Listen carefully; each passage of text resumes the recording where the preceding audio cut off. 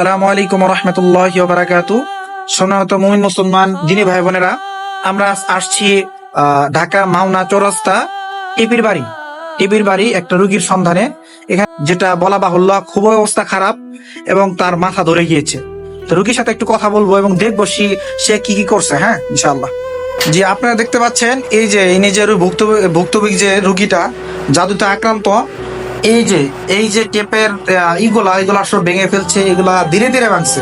মানে মাথাটা এমন ভাবে ধরে গেছে জাদু এবং বানের কারণে এবং ওষুধ খাওয়ানোর কারণে, খুবই ভয়াবহ অবস্থা। এবং বাড়ির চারপাশে, এই যে এনার যে বাসার চারপাশে, এদিকে রান্নাঘরের দিকে অবস্থা খুবই খারাপ। এখানে সবকিছু ভেঙে ফেলছে।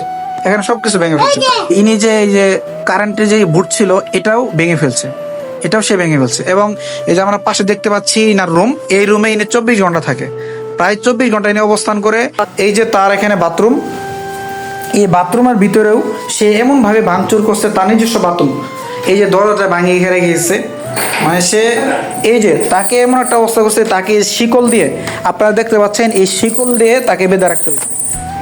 এটা হচ্ছে জাদুর এক প্রভাব। জাদু এমন ভাবে তাকে তার শরীরে লেগে গিয়েছে, অবস্থা খুবই ভয়াবহ, খুবই খারাপ হয়েছে। এই যে ওনার যে ফ্রিজ ছিল বাসার, ওনার নিজেদের ফ্রিজ, এইটাগুলো ভাঙছে। এই যে ভাঙা সবগুলো ভেঙে ফেলছে। এখানে পাশে দেখতে পাচ্ছেন ওয়াশরুম, এই ওয়াশরুমটাও একই অবস্থা। এই ওয়াশরুমেও সব ভাঙে চুরে একেবারে খান করে ফেলছে। তো আপনারা আসলে দেখতে পাইলেন যে জাদুটার প্রভাব কতটুকু। জি, আপনার নাম কি বলেন? রাশেদ। আপনার বাবার নাম? আপনি সবসময় কি করতে পছন্দ করেন বলেন তো? কি করতে? একাই রুমে থাকেন? একাই সবসময় রুমে থাকেন? একটু জোরে বলেন। একাই থাকতে পছন্দ করেন? সারাদিনে দিনের কয় ঘন্টা রুমে থাকেন বলেন? দিনের 24 ঘন্টা রুমে থাকতে পছন্দ করেন। খাবার দাবার ঠিক মতন খান? আসলে ইনার যে অবস্থা এখন হয়েছে, মানে পুরো যে মানে মানুষ যে পাগল হয়ে যা, উনি হয়তো নিজে বুঝতে পারতেছে না, এরকমটা হয়ে গেছে। এই যে পাশে ইনার বাবা বসে রয়েছেন, ভুক্তভোগীর বাবা, যিনিও আইনে আমাদেরকে যোগাযোগ করে এখানে নিয়ে আসছেন। তো ইনার বাবার কাছে কিছু শুনবো।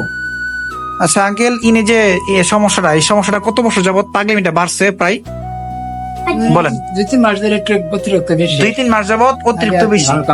কি করছে উনি? কি করতো? মানে ভাঙচুর করে, পাগলামি করে ঘরে কেবল থাকে। আচ্ছা, এই জন্য আপনারা চিকিৎসা নিতে আসছেন।